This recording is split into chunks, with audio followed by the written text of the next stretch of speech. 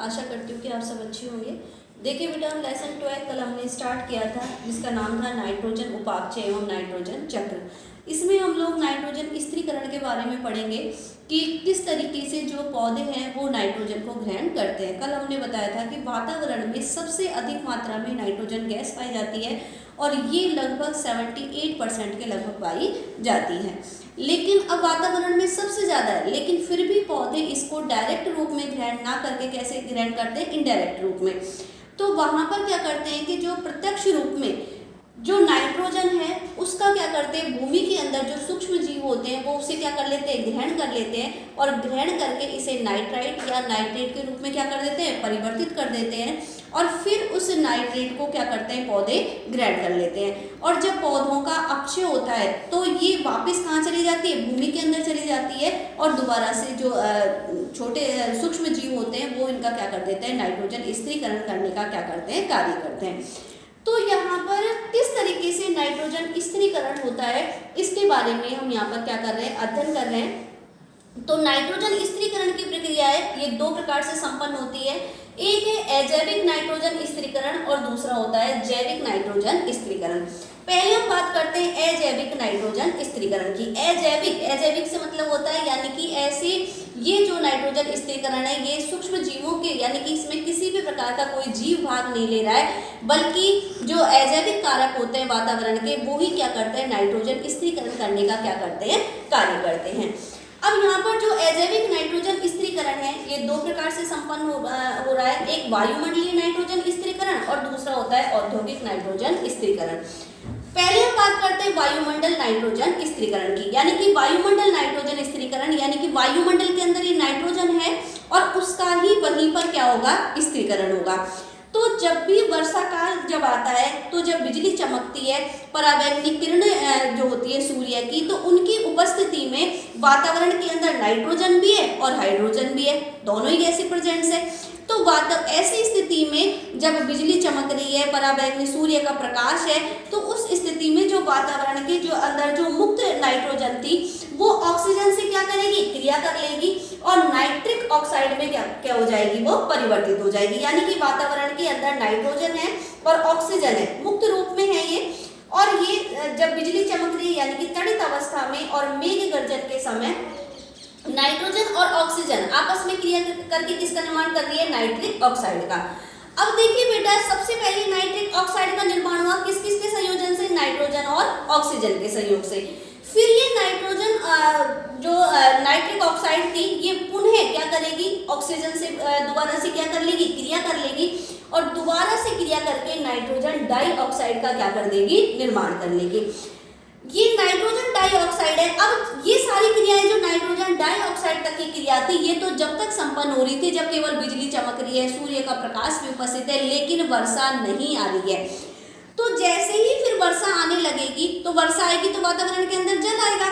तो जो nitrogen dioxide थी वो अब किससे क्रिया कर लेगी, जल से क्रिया कर लेगी और जल से क्रिया करके किसका निर्माण कर लेगी, नाइट्रस अम्ल का और नाइट्रिक अम्ल के क्या कर देगी, निर्माण कर लेगी। अब ये नाइट्रस अम्ल है और ये नाइट्रिक अम्ल है, ये दोनों ही किसमें घुल गए, वर्षा के जल में। तो ये दोनों ही यानी कि जो नाइट्रस अम्ल और नाइट्रिक अम्ल है ये दोनों ही वर्षा जल में घुल करके कहाँ पर आ जाते हैं, मृदा के अंदर चले जाते हैं और मृदा से फिर पौधे इनका क्या कर लेते हैं, अवशोषण कर लेते हैं और अवशोषण करने के पश्चात ये जो नाइट्रोजन थी वो किसको प्राप्त हो जाती है, पेड़ पौधों को प्राप्त हो जाती है और पेड़ पौधों से फिर ये नाइट्रोजन कहाँ पर चली जाती है, जीव जंतुओं के अंदर चली जाती है।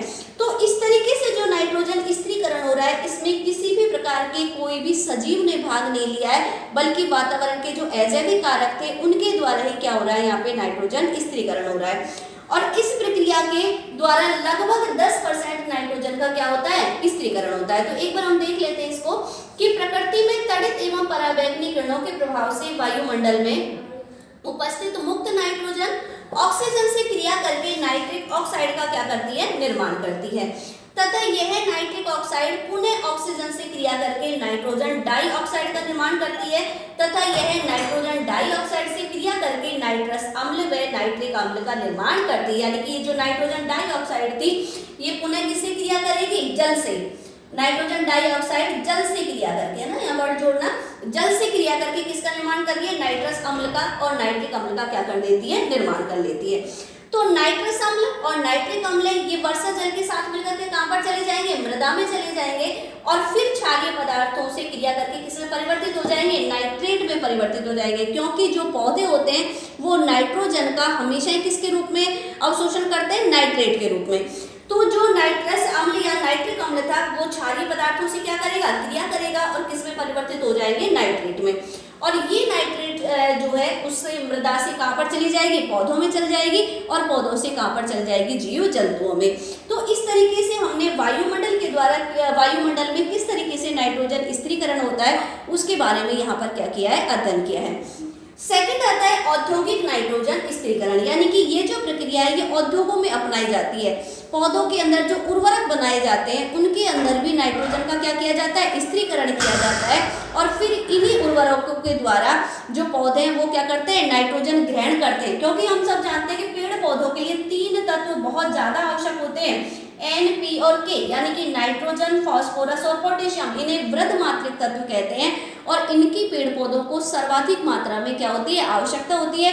अगर इनकी पौधों के अंदर डेफिशिएंसी हो जाती है, किसी कारण से कमी हो जाती है, तो पौधों के अंदर क्या हो जाते हैं, रोग भी उत्पन्न हो जाते हैं।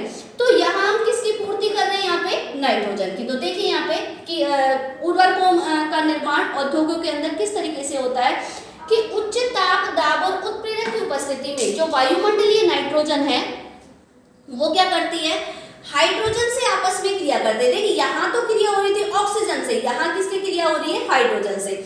नाइट्रोजन व हाइड्रोजन से आपस में क्रिया करके अमोनिया का निर्माण करते हैं और इसका उपयोग औद्योगिक स्तर पर किसके निर्माण में किया जाता है, अमोनिया के निर्माण में भी किया जाता है। जिससे जो अमोनिया है उसका उपयोग किसमें किया जाता है, रासायनिक उर्वरकों के रूप में किया जाता है और फिर इन रासायनिक उर्वरकों को पौधों के द्वारा मृदा के अंदर दिया जाता है और मृदा से फिर जो अमोनिया है उसको क्या कर लेते हैं, पौधे ग्रहण कर लेते हैं और ग्रहण करके फिर जो अमोनिया के रूप में जो नाइट्रोजन पौधों को प्राप्त हुई थी ये जीव जंतुओं के अंदर भी चली जाती है।